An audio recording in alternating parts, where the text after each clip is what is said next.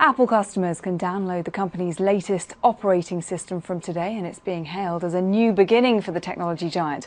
iOS 7 has a cleaner look than its predecessors and has been designed to make the iPhone appear bigger with sharper text, among other new features. Well, earlier I caught up with Pocket Lint's Stuart Miles about what we can expect.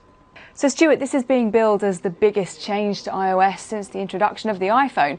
Why is that, and what's so good about it? It's being billed as that because it's completely different, certainly from a design perspective and aesthetics point of view.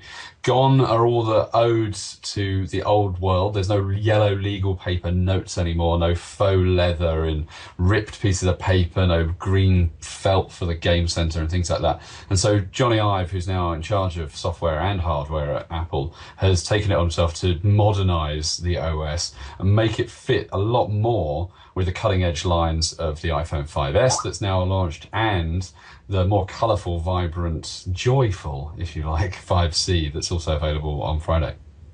We've learned from system updates in the past, haven't we, that they don't always run smoothly. The introduction of Apple Maps in iOS 6 didn't go as well as planned, did it? Is there anything we should be wary of this time around? I think whenever you're upgrading your operating system on your phone, the choice words would always be back up.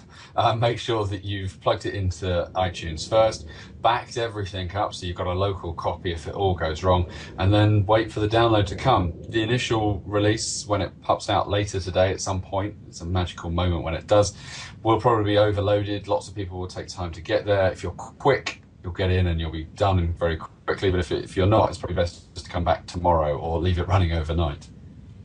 And are all apps expected to run smoothly and normally?